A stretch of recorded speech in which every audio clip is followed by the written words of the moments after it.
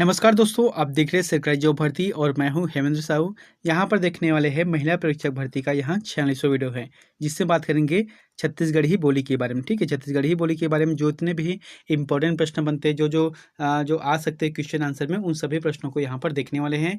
तो अगर आप चैनल पर नए हो तो चैनल को सब्सक्राइब कर देना और बेल आइकन को जरूर दबा देना। साथ ही इसका फ्री PDF आपको टेलीग्राम चैनल पर मिल जाएगा, तो वहाँ पर जाकर आप जो है डाउनलोड कर सकते हो। आप लोगों के पास समय बहुत ही कम समय बचा है, मुश्किल से 18 या 19 दिन का समय बचा है, तो आप जो है अच्छे से तैयारी करना। तो चलते हैं यहाँ पर पहला क्वेश्चन की तरफ। पहला प्रश्न है, छत्तीसगढ़ी भाषा दिवस कब मनाया जाता है? तो कब मनाया जाता है छत्तीसगढ़ी भाषा दिवस? आप सभी को पता होना चाहिए, क्योंकि ये अपनी है। इसका जो आंसर रहेगा वहाँ 28 नवंबर को प्रतिवर्ष छत्तीसगढ़ी भाषा दिवस मनाया जाता है। अब एक चीज देखते हैं यहाँ पर कुछ अतिरिक्त जानकारी को। जो 28 नवंबर 2007 को है ना, 28 नवंबर 2007 को स्वीकृत किया था, यानी कि पारित किया था। किसने? छत्तीसगढ़ की जो विधानसभा है वो। उसके बाद जो है 11 जुलाई 2008 को राजपत्र में प्रकाशित किया था। तो हमको जो है 28 नवंबर 2007 को जो पारित किया गया था, इसे स्वीकृत किया गया था, तो इसी दिवस को छत्तीसगढ़ में छत्तीसगढ़ी भाषा दिवस के रूप में मनाया जाता है। अगला है, बस्तर में प्रचलित किस बोल में अन्य भाषाओं के साथ संस्कृत के शब्दों का समावेश है? तो जैसे कि बस्तर में बहुत सारे बोली बोलते हैं, ठीक है, जैसे कि भतरी है, गोरी, हल्बी, दुरली, ये सभी बोलते हैं।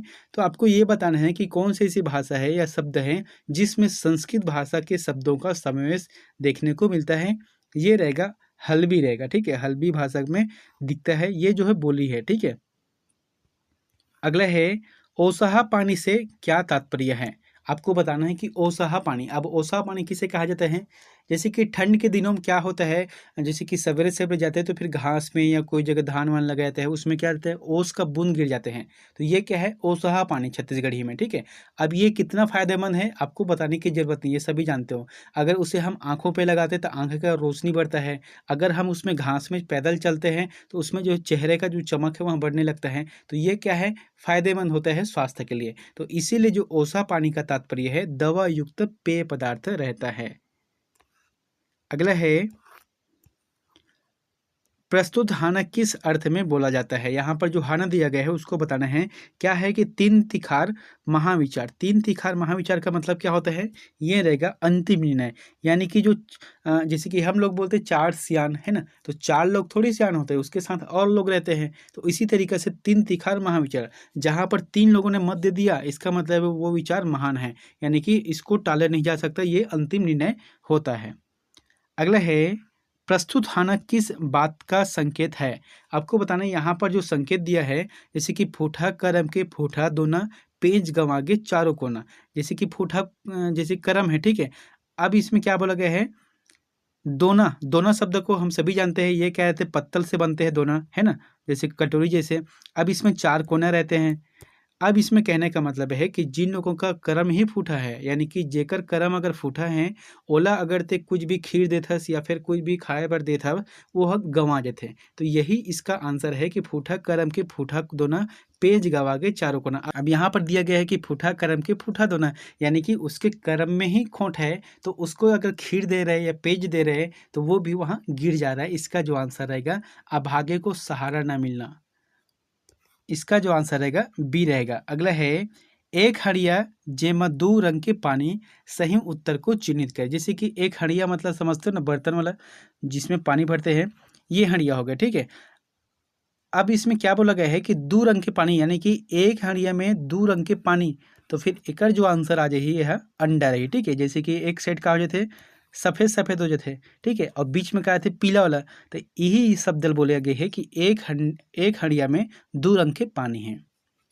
अगला है, निम्न जनौला का उत्तर बताइए।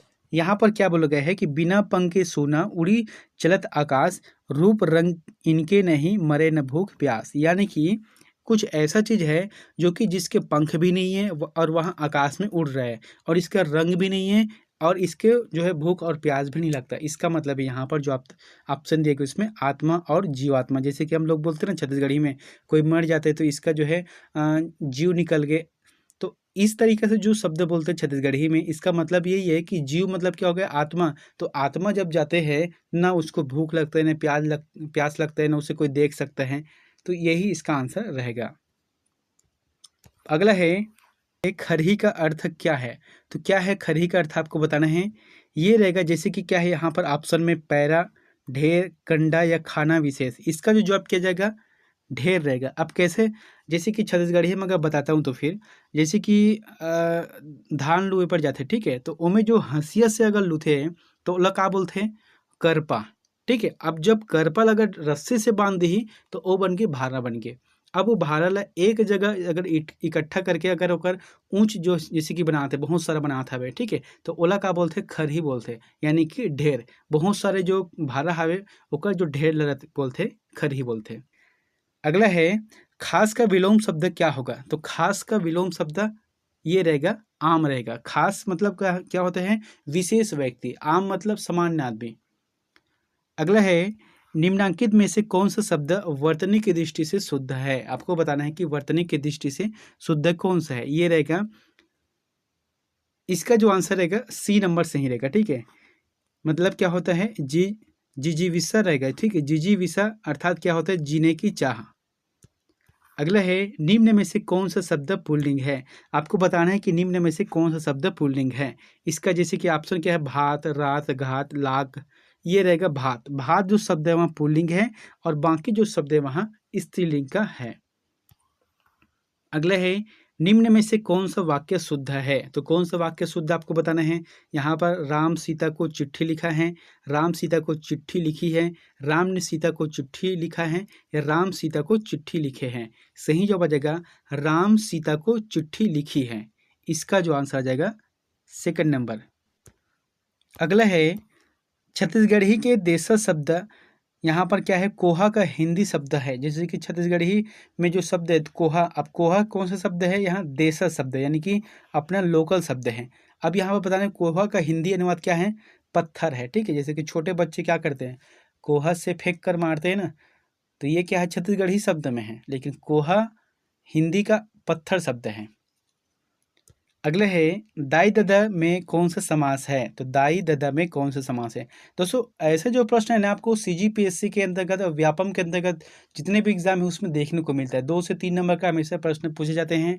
और मैं ये चाहता हूँ कि जैसे कि छत्तीसगढ़ी है और हिंदी है, ये क्या है हम लोग शुरू से बचपन से पढ़ रहे हैं, ठीक है, तो आपको ऐसा ना हो कि ये प्रश्न आपसे छूट जाए, क्योंकि एक एक नंबर का जो स्कोरिंग रहता है यही रहता है कि जो आपसे आसानी से बन सकता है वो कभी छूटना ही नहीं चाहिए आपसे। अब यहाँ पर क्या बोला गया है कि दाई ददा में कौन सा समास है? तो साधारण सी बात है, मैंने आपको बताया था समास में 2 पद रहता है। तो अगर दोनों पद अगर समान हो या दोनों पद अपनी अपनी जगह पे प्रधान हो तो इसे कहा जाता है द्वंद्व समास कहा जाता है। ठीक, इसे द्वंद्व समास कहा जाता है। अगला है गूगल और न्यूजीलैंड की कंपनी ने मिलकर छत्तीसगढ़ की किस भाषा का यूनिकोड फॉन्ट तैयार किया है? काफ़ी इंपॉर्टेंट है, प्रश्नों को याद रखना। क्या बोला गया है? गूगल और न्यूजीलैंड की कंपनी ने छत्तीसगढ़ की किस भाषा का यूनिकोड फॉन्ट तैयार किया है? इसका जो आंसर आ जाएगा वहाँ तीसरा रहेगा गोंडी। गोंडी शब्द का उपयोग किया है। अगला है सतकोसा में कौन सा समास है? तो सतकोसा यानी कि जहां पर पहला पद में संख्यावाचक आता है तो वहां द्विगु समास होता है। ये रहेगा सतकोसा का द्विगु समास। अगला है छत्तीसगढ़ के गांवों में पौनी पसारी किसे कहते हैं? तो पौनी पसारी किसे कहते हैं? बहुत ही इंपॉर्टेंट है। ये जो है छत्तीसगढ़ सरकार की तरफ से एक योजना भी चलता है, पौनी पसारी योजना। तो इसका जो आंसर आ जाएगा ग्राम सेवादार। अब ये ग्राम सेवादार हम किसे कहेंगे? जैसे कि पहले ज़माने में होता क्या था, गाँव में कोई नाई है, ठीक है, तो नाई जो है साल भर के लिए लगते हैं, तो वो क्या है? ठाकुर। तो वो क्या है? सेवादार हो गया। ठीक है, जैसे कि राउत है या ठेठवार है, ये हो गया। लोहार है, बढ़ई है, ये जितने भी गांव स्तर पे जो कार्य करते हैं, सेवा कार्य करते हैं, उसे सेवादार कहते हैं, जिसे पौनी पसारी भी कहा जाता है। अब देखो यहाँ पर एक चीज़ और बता रहा हूँ, छत्तीसगढ़ सरकार की एक योजना है पौनी पसारी योजना, ठीक है, और पौनी पसारी योजना जो है ऐसा है जो कि प्रत्येक बाजार में, हालांकि ये ग्रामीण क्षेत्रों में नहीं होता, जहाँ पर शहरी क्षेत्र वहाँ पर है, उसमें लगभग 20 से 30% जगह को आरक्षित रखा गया है कि पौनी पसारी योजना के अंतर्गत जितने भी कार्य करते हैं वो यहाँ पर आके बैठेंगे और अपना सेवा देंगे। यही इसका आंसर रहेगा। अगला है बस्तर की संपर्क भाषा किसे कहा जाता है? तो किसे कहा जाता है बस्तर का संपर्क भाषा? इसका जो जवाब आ जाएगा तीसरा रहेगा, यानी कि हल्बी भाषा को कहा जाता है। अगला है पंडो भाषा किस भाषा परिवार का सदस्य है? आपको बताना है पंडो भाषा मुंडारी, मुंडारी भाषा परिवार का है। जितने भी भाषा है वह कोई ना कोई रूप से वहाँ परिवार से जुड़ा हुआ है, जैसे कि द्रविड़ भाषा शैली है, आर्य भाषा शैली है, मुंडारी है, ये सभी इसी के पार्ट है। अगला है दोरली मुख्यतः किस जिले की भाषा है, आपको बताना है दोरली मुख्यतः किस जिले का भाषा है। ये आ जाएगा चौथा नंबर, यानी कि सुकमा जिले का यहाँ भाषा है। इसके अंतर्गत क्या है कि कोया, दोरला और कोयतुर जनजाति को भी गोंड की उपजाति बोला जाता है और यह गोदावरी अंचल पे निवास करती है। जैसे कि ये अपना छत्तीसगढ़ हो गया मान लो जाए, ठीक है। अब यहाँ पर सबसे लास्ट में क्या है, सुकमा जिले है। सुकमा जिले का अंतिम शहर कोटा है, कौन या कोंटा कहते हैं, ठीक है। उसके नीचे से एक जाती है गोदावरी नदी, ठीक है। तो इसीलिए कहा गया है कि गोदावरी अंचल में निवास करती है, यानी कि सुकमा जिले गोदावरी नदी के आसपास ही है, इसीलिए इसे कहा गया है। अगले हैं परिया शब्द का तात्पर्य क्या है। यहाँ पर क्या बोला गया, परिया शब्द। तो परिया शब्द किसे कहते हैं छत्तीसगढ़ी में, ऐसा खेत जिसमें कई दिनों से या बहुत समय से खेती ना किया जा रहा हो, वहाँ ऐसे ही पड़ा हो, उसे कहा जाता है छत्तीसगढ़ी में परिया, परिया कहते हैं। अगला है छत्तीसगढ़ी भाषा को संविधान की किस अनुसूची में शामिल किए जाने की मांग राज्यसभा में की गई। तो कौन सी अनुसूची में, इसका जो जवाब क्या जाएगा, 8वीं अनुसूची। मैंने आपको बताया था 8वीं अनुसूची में 22 भाषाओं का कितना है, 22 भाषाओं को मान्यता दिया गया है। उसमें से छत्तीसगढ़ का नहीं है, लेकिन छत्तीसगढ़ का जो है राज्यसभा में उसमें प्रस्तुत करने की बात कही गई है, उसमें शामिल करने की बात कही गई है। अब देखो मूल रूप से जो जब संविधान बना तो उसमें 14 भाषा का उल्लेख था, लेकिन अभी वर्तमान में कितना है, 22 भाषा है। अगला है छत्तीसगढ़ी मुहावरा अरई लगना का अर्थ है। तो अरई लगना का अर्थ क्या रहेगा, सही जवाब आ जाएगा हाथ धोकर पीछे पड़ना। हाथ धोकर पीछे पड़ना मतलब क्या है, जो है किसी को काम को करवाना है तो वो उसके पीछे ही लग गया कि नहीं मेरा काम करना है, मेरा काम करना है। तो यही क्या है, छत्तीसगढ़ी में अराई लगना कहते हैं। अगला है इनमें से कौन सा नाम एक भाजी का नहीं है। आपको बताना है इनमें से एक नाम कौन सा भाजी की नहीं है।